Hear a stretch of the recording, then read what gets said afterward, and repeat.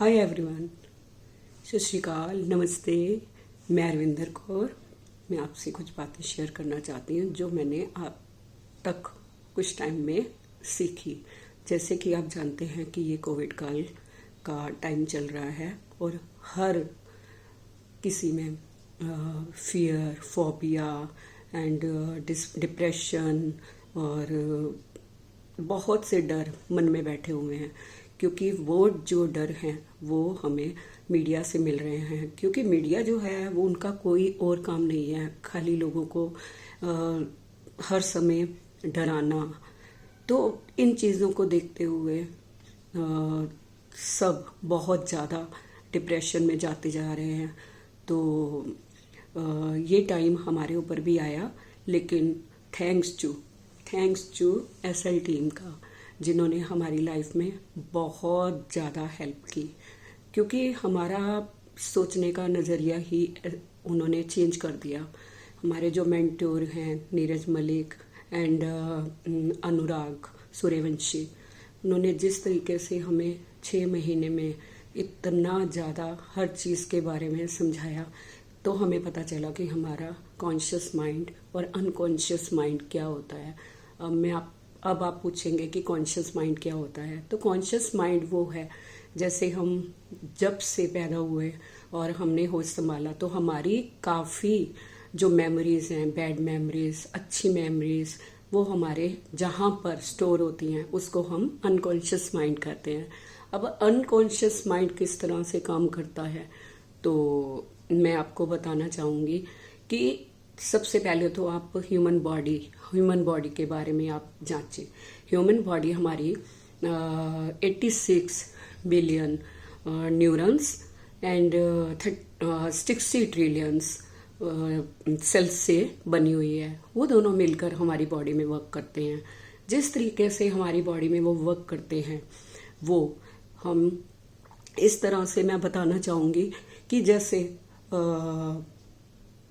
कुछ भी हम माइंड में सोचते हैं तो अगर वो अच्छा है, जैसे मैं कहूँगी कि मैं हेल्दी हूँ, तो वो न्यूरॉन्स जो हैं एक कप्तान की तरह काम करते हैं और वो अपने सोल्जर्स को एक कमांड देते हैं कि ये पर्सन हेल्दी है।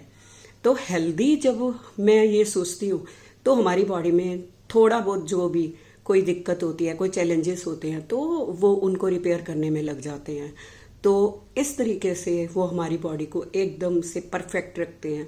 अगर मैं सोचती हूँ कि मैं अनहेल्दी हूँ, मैं डिप्रेशन में जाती जा रही हूँ, तो तब भी हमारे जो न्यूरॉन्स होते हैं उनको तो सिर्फ ओके करना कहना है, तो वो ओके कर देते हैं और वो सेल्स को वही कमांड दे देते हैं कि ये तो डिप्रेशन में है, या ये इसको और डिप्रेशन दो, इसको और बीमारी दो। तो ये चीज़ें हम सोचने से पहले, कुछ भी करने से पहले, तो हम ध्यान रखें कि हमने अपने माइंड से क्या अंदर भेजना है। तो ये जो माइंड है हमारा, हमारे 5 सेंसेस से काम करता है। 5 सेंसेस होते हैं V, A, K and O और G। ये जो होते हैं, V होता है विजुअल, जिससे हम देखते हैं सारी चीज़ें, हम कैसे आंखों से देखते हैं। ओ होता है ऑडिटरी, कानों से हम सुनते हैं और कानों से सुनकर जो हमारे माइंड में जाता है। और तीसरा होता है काइनेस्थेटिक होता है कि जो हम सुनते हैं उसको फील कैसे करते हैं। जब फील होगा हमारी बॉडी में तो हमारे कई बार रोंगटे खड़े होते हैं, कई बार कोई अच्छी चीज़ देखते हैं तो खुशी से भी हमें हमारी बॉडी को पता चलता है। और वैसे तो 2 सेंसेस और हैं। ओ होता है ऑल्फैक्टरी, वो होता है हमारा नोज से, हम जो नोज से स्मेल करते हैं। और जी होता है गैस्ट्रेटी, जैसे वो होता है टंग। तो ये ओ और जी काइनेस्थेटिक से मिलकर चलते हैं, इनका कोई अलग इतना वजूद नहीं होता। तो जैसे इसके लिए एग्जाम्पल मैं आपको दूंगी, जैसे मेरे माइंड में एकदम से पिज़्ज़ा आया, तो पिज़्ज़ा आते ही हमारी आंखों के सामने भी पिज़्ज़ा आ गया और कानों में भी बजने लगा कि हाँ पिज़्ज़ा। और उसके बाद हमारी बॉडी में भी हल्का सा लगा और एक अलग सी उसमें फील आई।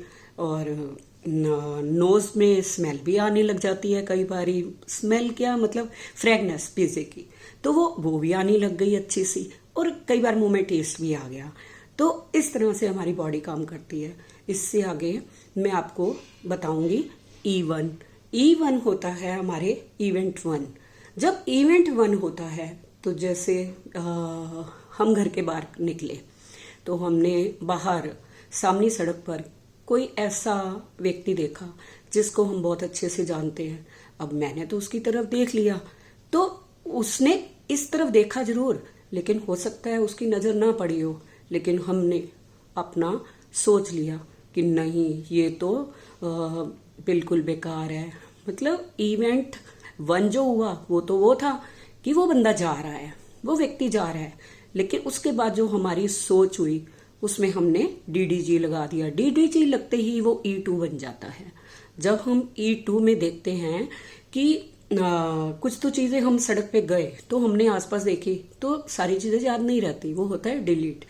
और उसके बाद आता है डिस्टॉर्शन। अब डिस्टॉर्शन जो होता है वो हमारे लिए इस तरह से काम करता है कि हमने उसको देखा तो हमने ये सोच लिया कि नहीं नहीं अब तो वो हमारे साथ बोलना ही नहीं चाहता, हो सकता है अब उसको हमारी जरूरत नहीं है।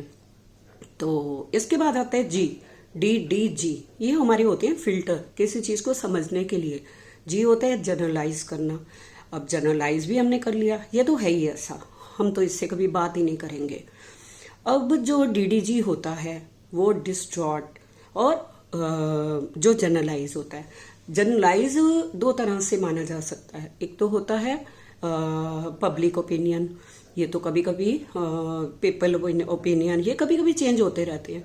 जैसे आज मैंने सोचा है कि वो व्यक्ति ऐसा है, तो कल अगर उसका मेरे को कॉल आ गया कि वो तो बहुत अच्छा है, भाई एकदम से उसका कॉल आया कि मैं कल तुम्हारे घर के बाहर से निकला तो मैंने टाइम तो नहीं था मेरे पास, कहीं बहुत जरूरी जाना था, लेकिन तुम्हारी कॉलोनी के सामने देखते हुए मैं निकला क्योंकि मैं आपको याद कर रहा था। अब हमारा ओपिनियन एकदम से चेंज हो गया कि नहीं नहीं ये तो बहुत अच्छा है, हम कैसे उसको गलत सोच रहे थे।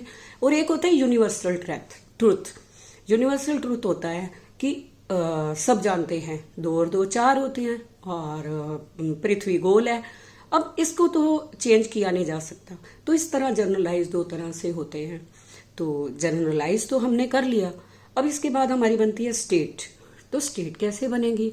स्टेट होती है जब हमने कोई घटना देखी तो वो तो हो गया E1, और जब हमने उसको DDG लगा दिया वो बन गया हमारा E2। इवेंट 2 से हमारी जो स्टेट होती है वो बनती है। अब स्टेट हमारी जो बनती है, एक तो होती है रिसोर्सफुल, जैसे हम आज काफी खुश हैं और जो भी हम करना चाहते हैं हमने बहुत ढंग से किया, अवेयरनेस में किया, बहुत अच्छा लगा हमें करने को, तो वो होती है रिसोर्सफुल ट्रेड। तो एक होती है अनरिसोर्सफुल, जिसमें हम चले तो जाते हैं, मन नहीं होता हमारा। जैसे हम किसी शादी में गए तो हमारा बिल्कुल मन नहीं लगा, हमारा ध्यान कहीं और रहता है, तो हम अवेयर भी नहीं रहते वहां पे। तो इसलिए होती है हमारी अनरिसोर्सफुल स्टेट। अब हमारी जो स्टेट है अनरिसोर्सफुल, उसके लिए मैं यही कहना चाहूंगी कि ये चेंज तो होती है, लेकिन जब तक हम अवेयर नहीं होंगे वो चेंज नहीं होगी। उसके बाद हमारा आता है एक्शन। अब एक्शन जैसे रिसोर्सफुल में है तो हमारे एक्शन से पता चलेगा कि हम बहुत खुश हैं, और अनरिसोर्सफुल में एक्शन से पता चलेगा कि नहीं हम आज खुश नहीं हैं। तो इसके बाद जो एक्शन बनते हैं, एक तो होता है वर्बल। तो हम रिसोर्सफुल में नहीं है तो वर्बल में होगा कि हम हो सकता है किसी के साथ गलत बिहेवियर कर दें या हम किसी के साथ मारकुटाई कर दें। तो जो नॉन वर्बल होता है हमारी फिजियोलॉजी, कि हमारी बॉडी से पता चलता है कैसे हम बंदे को देख रहे हैं, कैसे हम उसको फील कर रहे हैं। तो इस तरीके से हम जो दिखाते हैं ये हमारा होता है एक्शन। अब E2 से जो हमारी क्वालिटी बनती है, अब हमने जो जनरलाइज कर लिया, DDG लग गए और स्टेट हमारी बन गई, उसके बाद हमारी क्वालिटी बनती है। जो हमारी क्वालिटी होती है उसको हम मोडेलिटी भी कहते हैं। और मोडेलिटी जो है जैसे मोडेलिटी का आपको एग्जाम्पल दूंगी। जैसे एक घर के बारे में हम सोचते हैं, अब घर के बारे में हम सोचते हैं तो घर को बनाने के लिए क्या क्या चाहिए हमें। घर को बनाने के लिए हमारे को ईंटें चाहिए, सीमेंट चाहिए, लकड़ी चाहिए, लोहा चाहिए। तो ये होती है हमारी सब मोडेलिटी।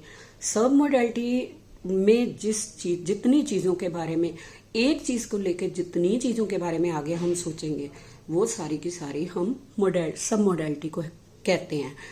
तो यूनिवर्सल जो अनरिसोर्सफुल स्टेट होती है, वो तो हमारी बनती है। उसमें हमारा एंगर, बहुत ज़्यादा सैडनेस, फियर, फोबिया, हर चीज़ को लेके हम चलते हैं।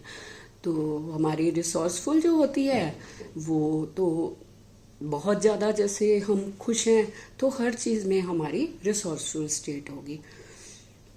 तो इतना मैंने इन चीज़ों से अभी तक सीखा है।